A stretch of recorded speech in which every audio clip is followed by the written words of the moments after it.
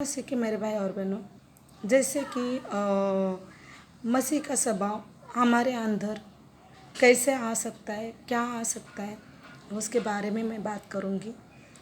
मेरे भाई और बहनों, परमेश्वर का स्वभाव आना आसान भी नहीं है, लेकिन आप मांगते रहते हो तो मुश्किल भी नहीं है। क्यों, तो मैंने अनुभव किया है मेरे भाई और बहनों। मैं इतनी गुस्से वाली थी, पता नहीं मुझे, अगर कोई भी एक बात, बाहर का इंसान रहने दो या घर का इंसान रहने दो, कोई अगर कुछ बुरा बोलता है। देखो, ज़िंदगी में होता है ना, अगर हम बुरे नहीं चलते, हम ईमानदारी से काम धंधा करते, मेहनत करके पैसा लाते, अगर हमें कोई बुरा बोल दे तो बहुत बुरा लगता है। साधारण इंसान की बात बता रही हूँ।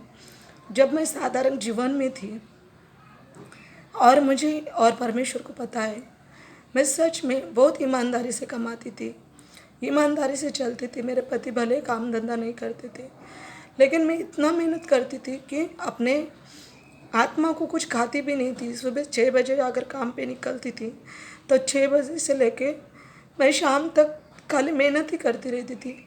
कभी खाने के बारे में नहीं सोचा, कभी नहीं सोचा मेरे पेट में कुछ नहीं है, अभी जाके किधर तो कुछ खाऊंगी, नहीं, खाली काम करती रहती थी। लेकिन फिर भी अगर ऐसे ही इसमें मुझे कोई बोल देता था, अभी रहते हैं ना, जलने वाले लोग भी रहते हैं।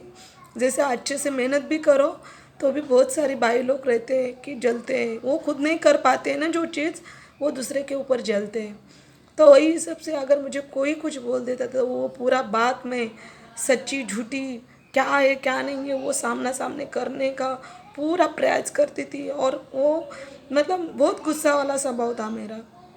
लेकिन परमेश्वर का धन्यवाद हो, जैसे मैं परमेश्वर में आई हूँ, मैं वो ही बताती हूँ।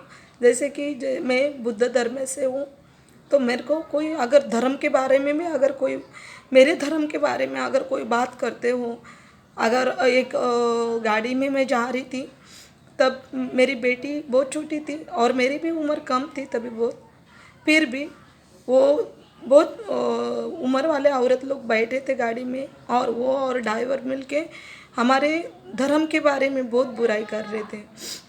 जैसे कि इनके धर्म की मतलब मेरे उनको मालूम नहीं था मैं बुद्ध धर्म से हूँ। तो वो बहुत सारे ऐसे बुराई एक औरत की कर रहे थे कि वो बुद्ध धर्म से हैं और वो धर्म के भाई लोग बहुत गलत रहते, ऐसे रहते, वैसे रहते, ऐसे बातें कर रहे थे। तो मैं इतना चिढ़ गई, वो बहन मेरी कोई भी नहीं लगती थी, खाली वो धर्म के बारे में बात कर रहे थे। तो इसी वजह से इतनी चिढ़ गई और वो लोग के ऊपर इतनी मैं ये हो गई। मैंने ये भी नहीं देखा कि इनके बीच में मैं अकेली हूँ और वो 2-4 भाई लोग है, चौथा वो ड्राइवर है और मैं तो अकेली हूँ। मेरी बच्ची भी इतनी सी थी, लेकिन मैं नहीं डरी। मैं सामने से उनके साथ झगड़ा करने लगी। मैं बोला, अरे तुम हमारे धर्म के बारे में बात कर रहे हो, तुम्हारा कौन सा धर्म है माँ, मुझे बताओ। वो तेली का कुछ बोला, तो मैं बोला चलो मैं पाटने गांव में बताती हूँ, हाथ पकड़ के दिखा दूँगी वो तुम्हारा धर्म में क्या औरत लोग कौन कौन कैसे कैसे सब सेम नहीं रहते, ऐसे रहते। मतलब मेरा बताने का मतलब ये है बहनों और भाई, कि मेरा ऐसा स्वभाव था कि किसी को भी पूरा बात क्लियर हो नहीं जाती है तब तक मैं किसी को नहीं छोड़ती थी। और पूरा मतलब मैं वो पूरा क्लियर बात करने तक, यहाँ तक कि मेरे रिश्तेदार लोग भी अगर कुछ उल्टा शिल्टा बोल दे तो मैं ज़ोर ज़ोर से आवाज़ करके बात करती थी। वो पूरा सही है गलत है वो पूरा ये होने तक मेरे दिमाग से वो बात हटती नहीं थी। लेकिन परमेश्वर का धन्यवाद हो, जैसे मैं परमेश्वर को खुद के जीवन में बुलाने लग गई, तब से लेके अभी ऐसा मेरा स्वभाव बना दिया है परमेश्वर ने कि मैं मतलब सामने वाला कितना झगड़ा करता है, क्या करता है, फिर भी उनको माफ़ करने का, क्षमा करने की आत्मा मेरे में दे दी है। और सबके ऊपर दया तो मेरे को पहले से आती ही थी, वो बात नहीं है, लेकिन ये ऐसा क्रोध वाला बहुत आत्मा था मेरा। तो मैं यही मेरे भाई और बहनों को बोलती हूँ कि आप भी सब मांगो, परमेश्वर से मांगेंगे तो ज़रूर मिलेगा मेरे भाई और बहनों। जय मसीह।